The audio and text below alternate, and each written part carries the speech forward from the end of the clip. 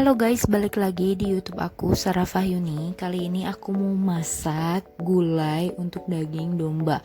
Nah, buat kalian yang pengen tahu gimana sih caranya masak gulai domba tanpa bau dan juga enak, rempahnya banyak. Oke, kita lanjut aja dan langsung lihat gimana caranya.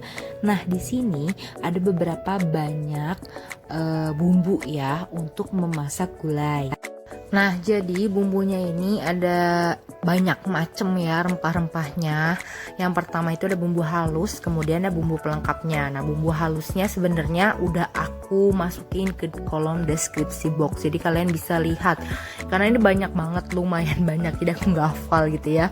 Kalau untuk bumbu yang ini, yang pelengkap ya, itu tuh kebanyakan bumbu-bumbu yang biasa nggak aku pakai.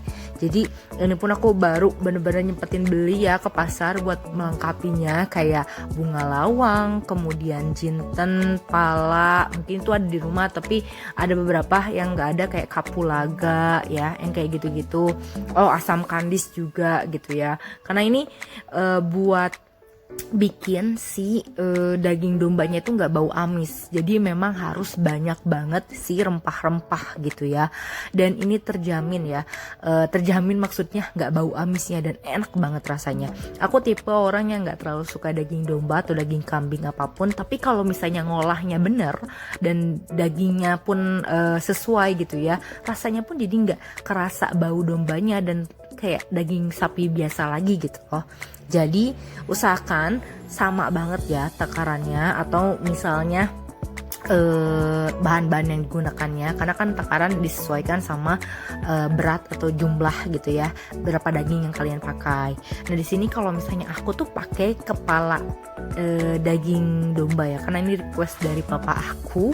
Nah, ini tuh kurang lebih setelah dirombak ya, asli ya, kalau untuk kepala daging domba ini buat kulitnya dan ngebersihin itu pun agak lumayan ribet gitu ya, tapi aku udah patokin ini sekitar 2 kilo lah ya untuk dagingnya gitu ya, atau 2 kilo tuh udah termasuk sama si kepalanya ya. Tapi kalau misalnya dagingnya doang mungkin gak pakai itu, cukup sekiloan aja. Jadi nanti disesuaikan aja sama takarannya. Nah, makanya di sini aku masukin semua ya, semuanya rempah-rempahnya, dan ini rasanya enak banget. By the way, kalau mau hasilnya kalian tuh merah kan, karena ada gulai juga yang warna endingnya itu merah gitu ya. Kalau ini kan kuning ya, kuning tuh karena si kunyitnya. Jadi aku pakai cabai keriting atau cabai merah Tanjungnya itu sedikit, maksudnya nggak terlalu banyak gitu ya, kayak 5 buah gitu, 5 buah cabai yang besar-besar.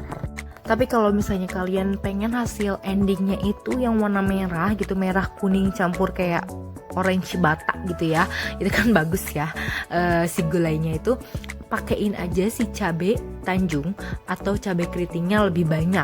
Kalau kalian tips ya, kalau kalian pengen agak pedas itu pakainya cabai keriting yang lebih banyaknya. Tapi kalau kalian pengen hasil yang maksimal merahnya, pakai cabai Tanjungnya yang lebih banyak ya, seperti itu. Kalau aku pengen hasil yang warnanya kuning kunyit gitulah ya, jadi nggak mau terlalu medok di merah gitu, karena aku pengen kelihatan sensasi si gulainya. Tapi kan ada orang yang pengennya gulai pedas gitu ya, jadi nanti diatur-atur aja. Nah, lanjut ke masaknya. Ini tuh tinggal dimasak aja bumbunya setelah di blender tentunya. Oh, by the way, di sini aku biasain blender itu dengan menggunakan air ya, kalau kalian pakai blender. Tapi kalau misalnya kalian pakai chopper itu kan bisa ya, itunya aja gitu ya, si bumbunya aja. Tapi kalau aku blender biasa pakai air, jadi nanti pas masukin airnya juga nggak terlalu banyak gitu, jadi secukupnya aja. Nah, selanjutnya baru kasih kayak bumbu ya, garam, gula, penyedap.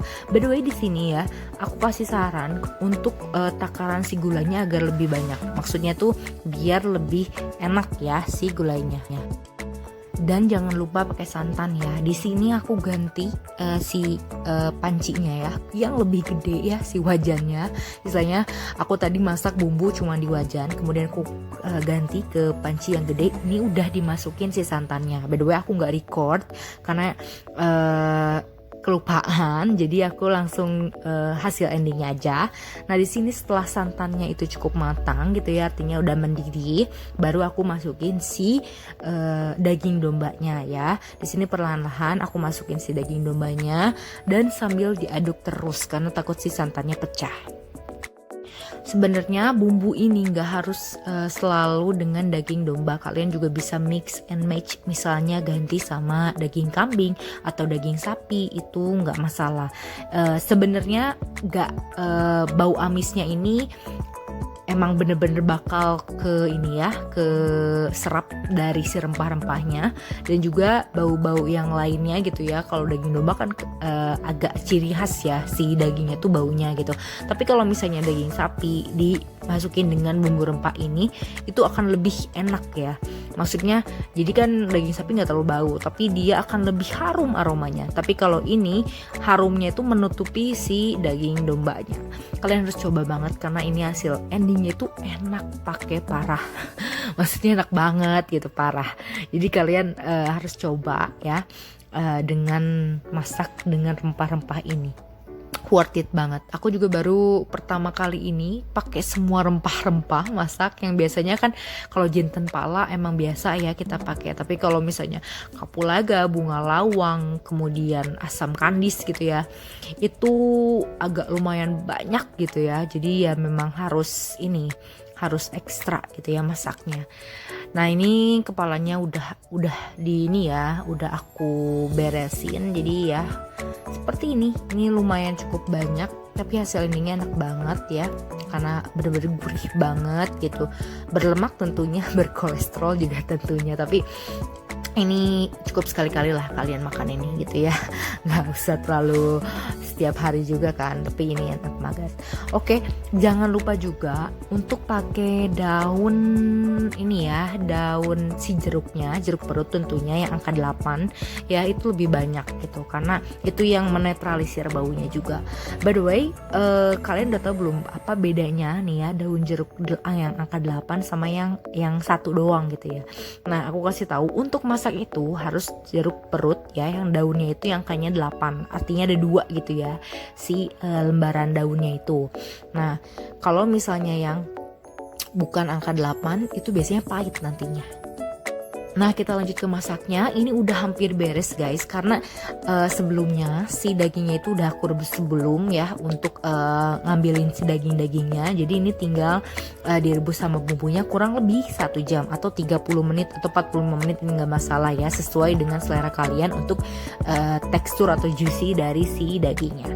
Oke gitu aja guys video kali ini. Makasih udah nonton, jangan lupa like, comment, serta subscribe. See you on the next video. Dadah.